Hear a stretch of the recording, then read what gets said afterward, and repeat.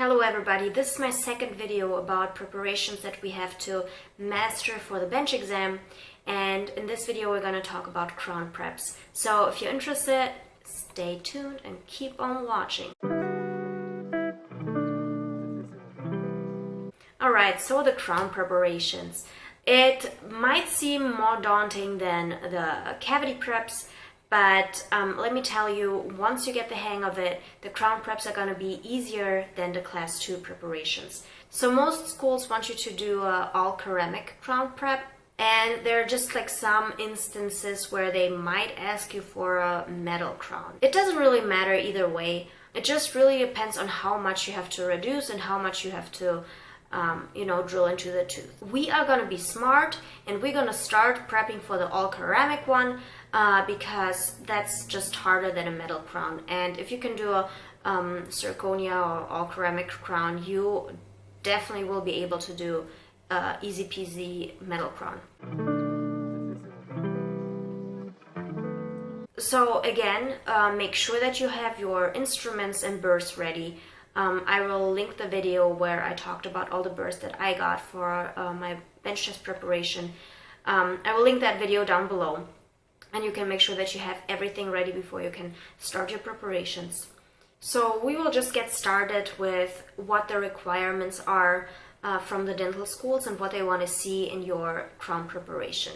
So for a perfect zirconia preparation, we are going to start with the occlusal features, okay?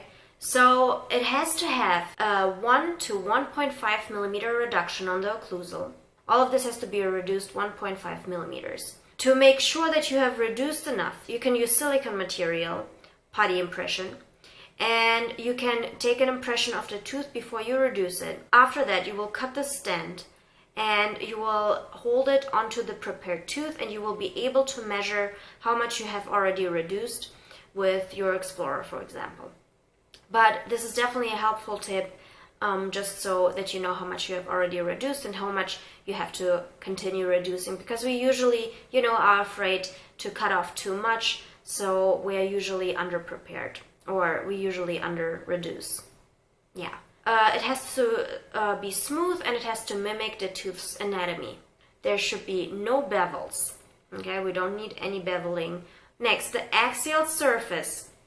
We need to remove 1 millimeter of the axial surface, and I will show you in a minute what is meant by that. It has to be smooth and uniform with no undercuts.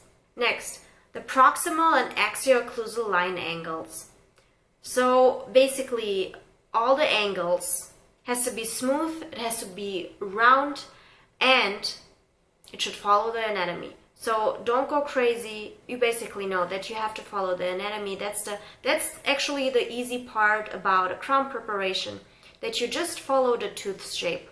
You just follow the tooth shape and you use your burr, which will create the reduction that you need. So next, the taper. Our axial walls should have a 6 millimeter taper. So the axial walls right here, which are reduced, a 6 degree taper. Okay. Margin design and placement. We need to have a 0.8 to 1 millimeter shoulder. It should be smooth and continuous, and the margin should be 1.5 to 1 millimeter above the gingiva. The adjacent tissue. The adjacent teeth and soft tissue should be intact, same as for the cavity preparation. If you damage the adjacent tooth, it's usually an automatic fail, so we want to prevent that, okay? So right here you see that tooth that we prepared. This is the crown that comes on top. But basically we have this 6 degree taper on the axial walls all around, converging again, so that the artificial crown can be easily slided on top of that prepared tooth. Otherwise, there are going to be overhangs which will prevent the crown to be seated all the way. Then we have our planes, which is very important. We have our functional cusp right here, which has an A-plane.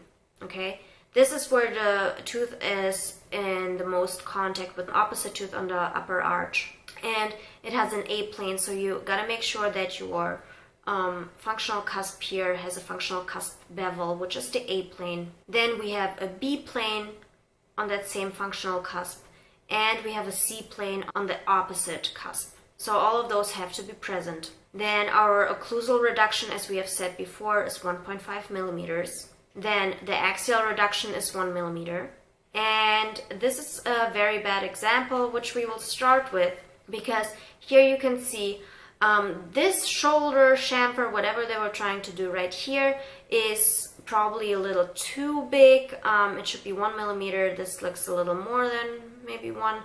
There's like some enamel spikes right here, which we don't want, and right here, we don't want that. Then the axial convergence, you know, it should be 6 degrees, which here, that's probably 6 degrees, but this, it's more inclined toward the adjacent tooth, which it's not 6 degrees. So this is not right. This should probably be more looking like that. The cusp tips are not reduced yet in this case, and there are some sharp angles, which we don't want. We want all of that to be round and smooth. This is the same preparation from an occlusal view. As you can see, this is probably more than 1 millimeter. There are some angles, the corners kind of looked angled. It looks more than a rectangle here right now as well. So those have to be smoothened and round. Good. This, on the other hand, is a really good preparation. So here we can see a beautiful chamfer. We have no enamel overhangs. The cusp tips are removed or reduced 1.5 millimeters. There's enough occlusal clearance. The preparation itself looks smooth. All the angles are rounded. The axial walls are in a 6-degree taper, which looks beautiful. And this is an occlusal view as well. As you can see, this is a good reduction. There are no sharp angles, no corners. Right here should be a functional cusp bevel. So here we can see this functional cusp bevel a little bit better.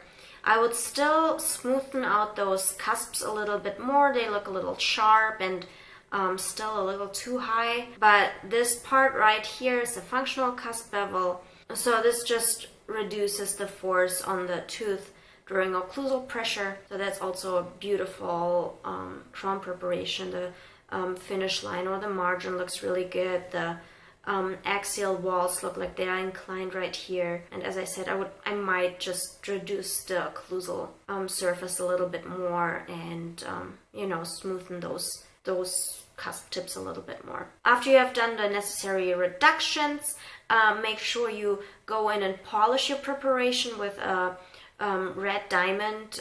For the occlusal part, I usually use a football, but yeah, you just use whatever works for you. Some other people even use further polishing discs, and yeah, but for the bench exam, you don't really have to do that, so don't worry about that.